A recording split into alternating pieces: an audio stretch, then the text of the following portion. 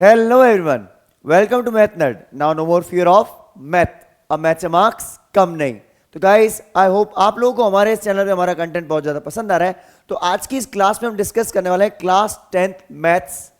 Standard maths में पूछा गया एक क्वेश्चन. बेसिकली ये क्वेश्चन ईयर 2025 में पूछा गया था. अगर मैं बात करूं वेटेज की, तो वेटेज था इस क्वेश्चन का 5 मार्क्स.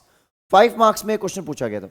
ठीक है, जब भी कोई क्वेश्चन 5 मार्क्स में पूछा जाता है तो समझ लीजिए कि वो क्वेश्चन लॉन्ग क्वेश्चन में तो क्वेश्चन आ चुका है, लेकिन उस क्वेश्चन में आपको थोड़ा सा सिस्टमेटिकली सॉल्व करना है, क्योंकि 5 मार्क्स के हिसाब से उसमें स्टेप्स वगैरह मैटर करता है. अब देखो, बोर्ड की भी बहुत ही अजीब कहानी है, अलग सी अनोखी कहानी है. अब ऐसा क्यों कह रहे हो सर आप? देखो, चैप्टर कौन सा है ये? चैप्टर 6 है ट्राइंगल्स. अगर मैं इस क्वेश्चन की बात करूं तो आपको पता होगा कि हर स्टेट में, हर सेंटर पे 3 सेट होते हैं क्लास 10th और 12th के. Set 1, set 2, set 3. अब सेट ये था 2, जिसके अंदर बीपीटी थ्योरम का स्टेटमेंट पूछा गया था. कन्वर्स ऑफ बीपीटी का स्टेटमेंट, ओनली स्टेटमेंट बोला गया, प्रूफ नहीं पूछा जाता है कन्वर्स का, ध्यान रखना. The statement state converse of basic proportional theorem. BPT का कन्वर्स ऑफ बीपीटी का स्टेटमेंट लिखना था पहली चीज. और साथ में यहां पे मुझसे एक क्वेश्चन सॉल्व करवाया गया जो कि कहीं ना कहीं कन्वर्स ऑफ बीपीटी से रिलेट करता है. राइट, कन्वर्स ऑफ बीपीटी से क्वेश्चन रिलेट करता है. अगर एट द सेम टाइम मैं सेट 1 और 3 की बात करूं तो वहां पे पूछा गया था state BPT basic proportional theorem का स्टेटमेंट लिखो और उसका प्रूफ शो करो. तो आप प्रूफ तो आप बीपीटी का अच्छे से याद करके जाते हो, स्टेटमेंट भी याद करके जाते हो, लेकिन यहां पे statement of converse of BPT पूछा गया था, जो कि कहीं ना कहीं हमारे लिए एक प्रॉब्लम की बात हो जाती है जब हम बात करते हैं क्वेश्चंस की. राइट, अब बिना टाइम वेस्ट किए चलिए देखते हैं क्वेश्चन कैसा है. बहुत ही लॉजिकल क्वेश्चन है, अच्छा क्वेश्चन है, बहुत मजा आएगा. क्वेश्चन डिस्कस करते हैं.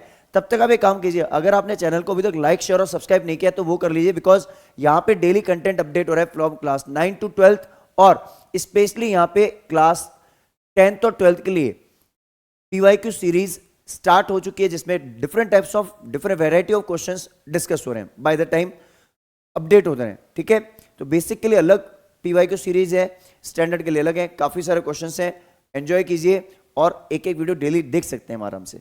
चलिए अब क्वेश्चन को देखते हैं हम. Converse of basic proportional theorem. आपको पता होगा converse of basic proportional theorem का स्टेटमेंट आप बुक से याद कर लेना, बट मैं समझा देता हूं लिखने का तरीका क्या है उसका. राइट, देखो converse of basic proportional theorem क्या बोलती है?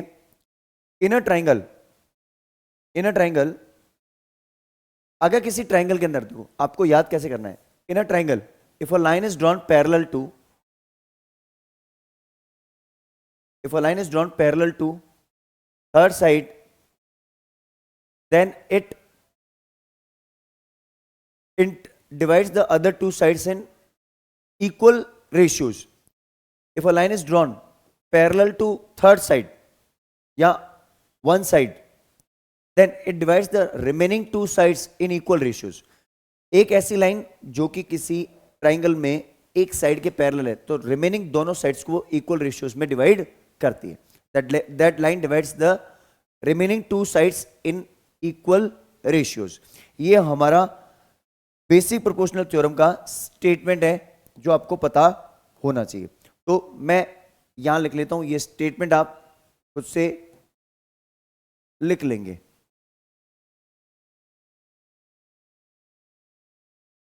ठीक है, I suppose that you can write this. इतना मैं समझ सकता हूं कि आप आराम से इसको लिख लेंगे, कोई इश्यू नहीं आएगा इसमें. राइट, अब बात आती है यहां पे सर, अब आप उस चीज की बात करो कि जो क्वेश्चन हमारा यहां पे दे रखा है. देखो ये क्वेश्चन ऐसा हमारी बुक में कहीं भी नहीं है. मतलब आप एक लेवल तक तो क्वेश्चन सॉल्व कर लोगे, लेकिन उसके बाद आप फंस जाओगे. राइट, अब क्वेश्चन क्या है? देखो हमारे पास यहां पे क्वेश्चन दे रखा है कि A B D C and E F all 3 lines are parallel, और ये मुझे दे भी रखा है, देखो शो भी हो रखा है, ये तीनों लाइन्स आपस में पैरेलल हैं. What next is there? A E upon E D equals to 2/3. ये 2 है और ये 3 है. ठीक है, एंड ऑल्सो फाइंड, ये अपने को दे रखा है बट पहले क्वेश्चन मुझे क्या बोला गया, also find the B F upon F C. देखो मुझे इसका और इसका रेशियो निकालना है, तो इसका और इसका रेशियो निकालने का तरीका बताइए आपको। पहले इन दोनों रेशियो से हम ए जी अपॉन जी सी में जाएंगे, फिर उससे अपन B F upon F C में जाएंगे, डायरेक्ट नहीं जा सकते है ना। तो चलो पहले तो अपन ये लाइन डिस्कस करते हैं। सबसे पहले अपन इस क्वेश्चन की जब लैंग्वेज की बात करते हैं तो हम इसमें स्टेटमेंट वाइज जाएंगे। तो अपन पहले B F upon F C के बीच में जाना चाहते हैं, तो अपन पहले बात करेंगे इस ट्राइंगल में। इन ट्राइंगल, कौन से ट्राइंगल की बात कर रहा हूं, इन द बिगनिंग, ध्यान रखना मैं बात कर रहा हूं इस ट्राइंगल की, A G D, in triangle A G D, in triangle A G D या ए डी जी, बात वही है, सॉरी ए डी जी नहीं, ए डी सी या ए सी डी, बात वही है, ए सी डी बोलो या ए डी सी बोलो, ए डी सी या ए सी डी, ठीक है। इस ट्राइंगल की बात कर रहा हूं मैं। इसमें मैंने क्या बोला कि एज, अगर मेरे पास ई एफ, पूरी ई एफ पैरेलल टू है डीसी के, देखो ये लिखा है DC is parallel to E F, then मैं बोल सकता हूं कि EG is also parallel to DC। अगर EG is parallel to DC है, one pair of side is parallel है ना, then by converse of BPT, converse of BPT की वजह से मैं क्या बोलूंगा, ratio of corresponding side is also equal. तो हम क्या बोलेंगे, AE upon ED equals to AG upon GC। अब AE अपॉन ED की वैल्यू कितनी है, 2/3, तो AE AG अपॉन GC की वैल्यू कितनी आ गई, this became equation number 1, this becomes equation number 1। इसको मैं कॉपी कर लेता हूं, इसी लाइन को हम यहां ले आते हैं एक बार, ठीक है, ताकि हमारे लिए लिखना आसान हो जाए। अब यहां तक हम पहुंच चुके हैं, देखो यहां से मैंने ये रेशियो से यहां तक मैं पहुंच चुका हूं, लेकिन ध्यान रखना मैं कहां पहुंचा हूं, मैं यहां तक पहुंच चुका हूं कि ये 2 आ चुकी है और ये 3 आ चुकी है, दिस इज फाइन। अब देखो स्टेयर वाला कॉन्सेप्ट है, यहां से आप यहां गए, यहां से आपको यहां जाना पड़ेगा। अब तो यहां से आप कैसे जाएंगे यहाँ पे, तो अपन फिर से उस ट्राइंगल की बात करेंगे। देखो हमेशा ध्यान रखना जब आप किसी ट्राइंगल की बात करते हो तो आप पैरेलल लाइन को एक बार होल्ड कर दो, ये दोनों पैरेलल लाइन है तो इनको आपने हाइड कर दिया, तो बची वर्टेक्स कॉर्नर वर्टेक्स होती है ये। जैसे मैंने इस ट्राइंगल की बात करूं तो ए डी और ये सॉरी ई, ये मेरे पास ई था है ना, और ये जी था, ये डी था और ये सी था, तो इन दो लाइन को मैं पैरेलल लाइन से, तो मेरा ट्राइंगल का नेमिंग शुरू होगा या जहां से मेरा रेशियो शुरू होगा वो कॉर्नर वर्टेक्स होता है।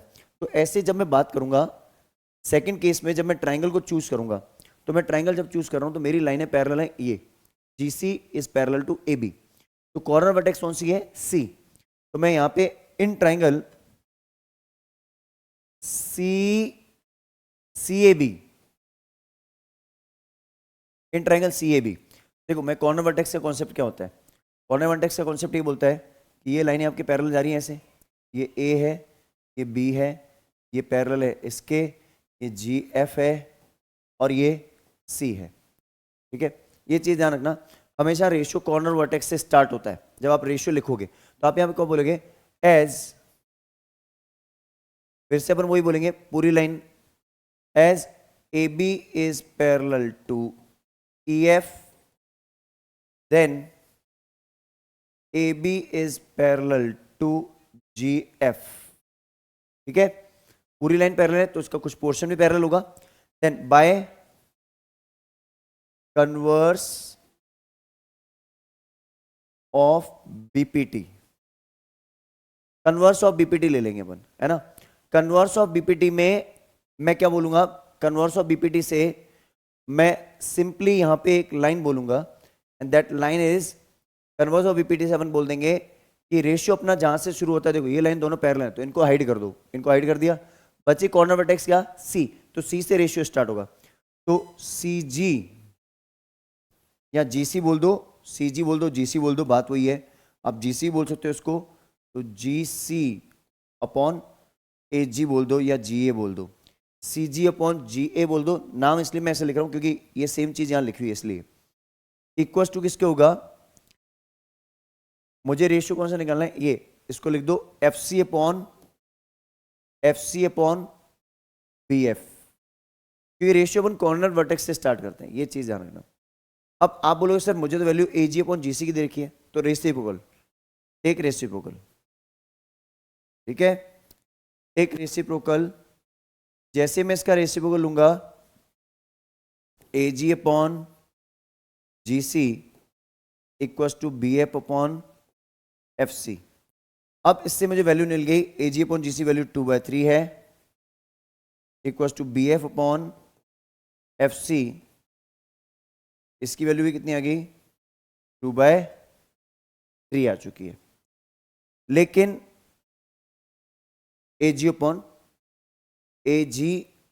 अपॉन ये देखो ऊपर जाएगा, ये गलत गलत लिख दिया अपन ने, ए जी अपॉन सही है सही है, B F upon F C value कितनी आ गई, 2/3 आ गई, राइट। लेकिन हिसाब से हाँ 3/2, यहाँ पे 3 होना चाहिए, ये 2 है, सही है, बिल्कुल सही है, ये 3 है और ये 2 है। ये चीज़ आपको पता होनी चाहिए कि ये कैसे गया है, स्विचिंग हुई। अभी मेरा रेशियो कहाँ से आ गया, एफ सी की वैल्यू 3, उसकी वैल्यू 2, ठीक है, लोअर पार्ट अपर पार्ट। अब ये मैं यहाँ से यहाँ तक स्विचिंग करके पहुँच चुका हूँ। अब देखो इस चीज़ को नोट करना, मैंने जी सी अपॉन ए जी लिखा, F C upon B F लिखा, रेशियो को लिया, ए जी चला गया ऊपर, जी सी नीचे आ गया, बी एफ चला गया ऊपर, एफ सी नीचे आ गया। आप में कुछ बच्चे बोलेंगे सर डायरेक्ट मैं ये लिख दूं, देखो आप लिख देते हो, लेकिन एग्जामिनर चाहे तो आधा नंबर काट सकता है आपका, ही हैज़ द राइट्स, क्योंकि कॉर्नर वर्टेक्स से रेशियो स्टार्ट होता है, कभी वहां से नहीं होता। अब यहां से अपन बात करते हैं बहुत ही इंपॉर्टेंट कॉन्सेप्ट की, जो हम लोग अब फर्स्ट जाते हैं कई बार यहाँ पे। यहां तक क्वेश्चन करने के बाद सर अब हमारे दिमाग में बात नहीं बैठती कि सर करना क्या है आखिर, है ना, क्योंकि अपने को अब इसमें मेन जो क्वेश्चन यहां से पूछा गया ना, अब वहां से मेन लैंग्वेज शुरू होगी क्वेश्चन की, उसके लिए मुझे स्पेस चाहिए। मेन लैंग्वेज शुरू होने का मतलब होता है, मुझे क्वेश्चन में दे रखा है कि ए बी की लेंथ 10 है, देखो ध्यान से सुनना, ये जो ए बी है मुझे वैल्यू दे रखी है, रेशियो नहीं है अब, है ना, मुझे ए बी की वैल्यू दे रखी है पूरी 10, ये पूरी वैल्यू दे रखी है 10 सेंटीमीटर। मैं इसको लिख लेता हूं ब्लैक मार्कर से, ये मेरे को दे रखा है 10 सेंटीमीटर, ये ए बी, ठीक है, और डीसी की वैल्यू मुझे दे रखी है 15 सेंटीमीटर।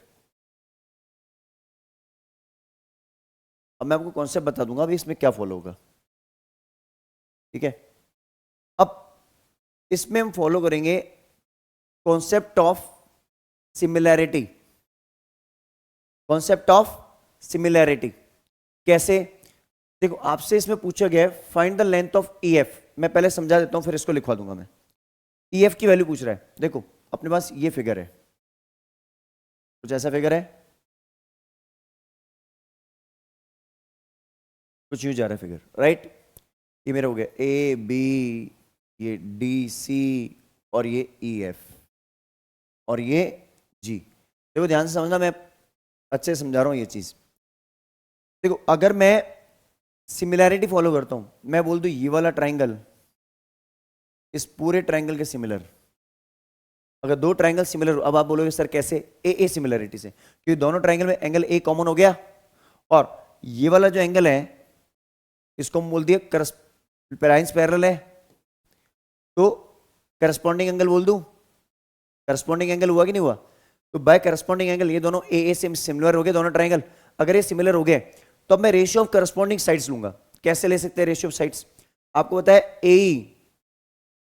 ए ऊपर वाले ट्राइंगल की ए अपॉन इसकी एडी, कंप्लीट साइड एडी, ए अपॉन एडी। अब ए की वैल्यू 2 है और पूरी एडी कितनी हो जाएगी 5, एडी 5 हो जाएगी, equal to E G upon D C. एक तो कॉन्सेप्ट ये लगा दूंगा, मैं लगाऊंगा नहीं लगाऊंगा, है ना, ये अपन ने कॉन्सेप्ट लगा दिया यहां पे, ठीक। मैं इस फिगर को अलग कर दूंगा अभी और इस लैंग्वेज को अलग ले आऊंगा मैं भी, कि आपका फिगर वहाँ रख लेता हूँ और जो मैं ये लैंग्वेज लगा रहा हूँ ये लैंग्वेज मैं यहाँ ले आता हूँ। अपन ने क्या बोला, इन ट्राइंगल, अपन ने दो ट्राइंगल सेलेक्ट किए, A E G and triangle A D C. समझाई बात? ये दोनों ट्राइंगल अपन ने चूज किए। अपन ने क्या बोला कि इन दोनों में एक तो एंगल सेम है इनका, एंगल ए ए, इसमें हमने बोला E A G equal to angle D A C, common angle. और एक एंगल हमने बोला कौन सा, angle A E G equal to angle A D C, corresponding angles. CO double R का मतलब है करस्पॉन्डिंग एंगल्स, ठीक है। तो बाय ए दोनों ट्रायंगल मैंने सिमिलर कर दिए, by A triangle A E G is similar to triangle A D C, ये दोनों ट्रायंगल सिमिलर कर दिए। तो बाय सीपीएसटी में लिख दूं, बाय सीपीएसटी, सीपीएसटी से मैंने ratio of corresponding side equal ले लिया। अब देखो मैं रेशियो ऑफ करस्पॉन्डिंग साइड कैसे ले रहा हूं, इस वाली ट्रायंगल की साइड में ले ली ए ई, तो इसके ले ली A D, A upon A D, और इसकी एक ऐसी साइड ले रहा हूं डी सी, ठीक है, डिनोमिनेटर डी सी है, डी सी, तो उसमें क्या आएगा ई जी, ई जी अपॉन डी सी, ठीक है। इससे क्या फायदा होगा, अब देखो ए की कंप्लीट वैल्यू जो है, ए की वैल्यू कितनी आएगी 2, एडी की कंप्लीट वैल्यू कितनी है 5, रेशियो की बात हो रही है ना। ईजी अपॉन डीसी, ईजी की वैल्यू कितनी है पता नहीं है सर, डीसी वैल्यू बताए क्या है सर, पता है। कितनी वैल्यू लिखी थी अभी अपन ने, इसकी वैल्यू अपन ने लिखी थी अभी जस्ट नाउ, ये रही 15 सेंटीमीटर, और ये ऊपर वाली 10 है, राइट। तो ये 15 सेंटीमीटर है, 15 लिख दो यहां पे। तो 5 times of EG equals to 30, 15 टू जा 30, तो ईजी इक्वल्स टू कितना हो जाएगा 6 सेंटीमीटर। देखो ध्यान से सुनना, मैं लैंग्वेज कैसे कन्वर्ट करवा रहा हूं अभी। 6 सेंटीमीटर मैं इसको निकाल चुका हूं, मैं यहां से यहां तक ये 6 निकाल चुका हूं, यहां से यहां तक। अब मुझे अगर पूरी साइड चाहिए तो ईजी प्लस जीएफ मिलके बनाएगी, तो ये तो मैं 6 निकाल चुका हूं, है ना। इसको मैं यहां ना लिख के यहां लिख देता हूं कि 6 सेंटीमीटर निकाल चुका हूं मैं इसको मैं 6 निकाल चुका हूं यहां से यहां तक। अब उधर की साइड निकालनी है तो सिमिलर कॉन्सेप्ट लिख दूं मैं, सिमिलरली, मैं बोल दूं सिमिलरली, है ना। अब मैं कौन से दो ट्रायंगल लूंगा, अब ध्यान से देखना, बहुत इंपॉर्टेंट है। कौन से दो ट्रायंगल लूंगा मैं, एक तो ट्रायंगल लूंगा ये वाला छोटा, अगर नहीं दिख रहा हो तो अपन एक काम करते हैं, इसको थोड़ा सा ग्रीन कलर ले लेते हैं। एक तो ट्रायंगल में ले रहा हूं ये वाला, दिस वन बॉटम में, ठीक है, और एक ट्रायंगल में ले रहा हूं ये वाला ऊपर वाला। तो मुझे ऐसा ट्रायंगल सेलेक्ट करना है जिसमें 10 सेंटीमीटर भी आ जाए। तो अपन ने बोला दो ट्रायंगल को अपन ने सेलेक्ट किया, एक तो अपन ने बोला इन ट्रायंगल सी एफ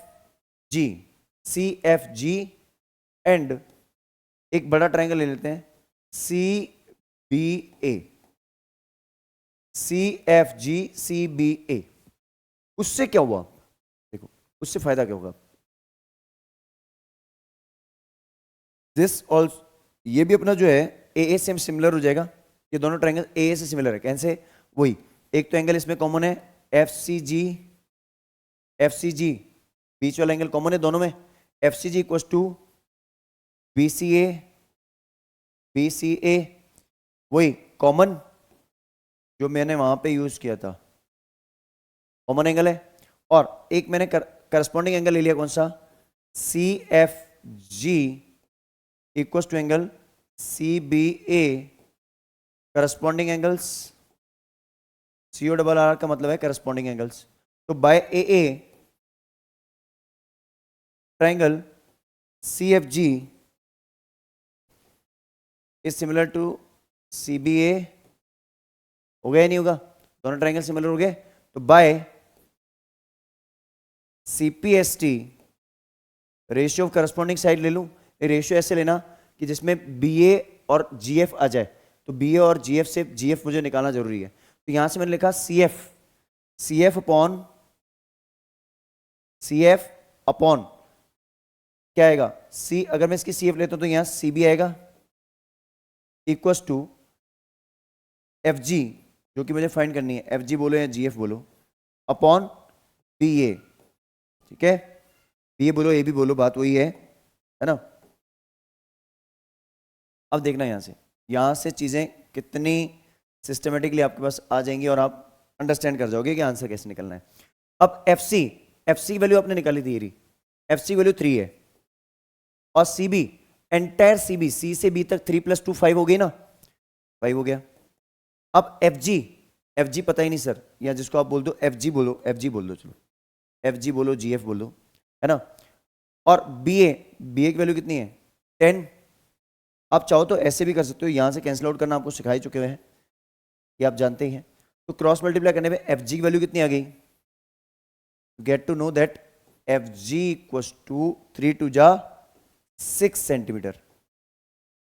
अपन ने देखो, अपन ने ये भी 6 निकाल ली, तो पूरी E F, so E F equal to क्या होगी, E G plus F G, that is 6 + 6 12 centimetre. मेरी ई एफ की जो वैल्यू है, मिसिंग वैल्यू है, दैट इज 12 सेंटीमीटर। देखो इस क्वेश्चन में ज्यादातर लोग फंस जाते हैं, आपको घबराना नहीं है, आपको सिर्फ और सिर्फ क्वेश्चन की लैंग्वेज को अंडरस्टैंड करते हुए चलना है। अब आप में से कुछ बच्चे बोलेंगे सर ये क्वेश्चन का बाइफर्केशन कैसे होगा। देखो 2 नंबर तो स्टेटमेंट के मिल जाएंगे आपको, ठीक है, 1 नंबर आपको मिलेगा इस चीज का, ये रेशियो निकालने का, 1 या 1.5 नंबर, है ना, वो डिपेंड करता है बोर्ड की मार्किंग स्कीम पे। और ये सारा करने का 2 नंबर, तो इस चीज के 2 नंबर हैं, ये जो हमने ये वाला किया, येलो पार्ट यहां से यहां तक, इसको 1 नंबर बोल दो, उसको 2 बोल दो, तो दिस बिकम्स 5।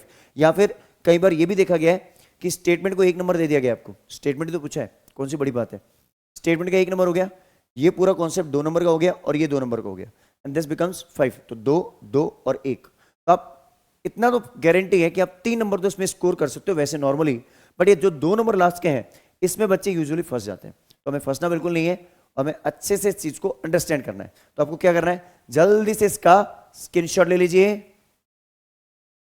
चलिए, तो आई गेस आपको ये कॉन्सेप्ट बहुत ही अच्छे से क्लियर हो चुका है, आपको हमारा कंटेंट पसंद आ रहा है। तो बस आपसे एक ही रिक्वेस्ट है, हमारे इस चैनल को मैथ नर्ड को ज्यादा से ज्यादा लोगों के साथ शेयर कीजिए, ताकि हम आपके लिए और भी ऐसे इंटरेस्टिंग वीडियोस ला पाए।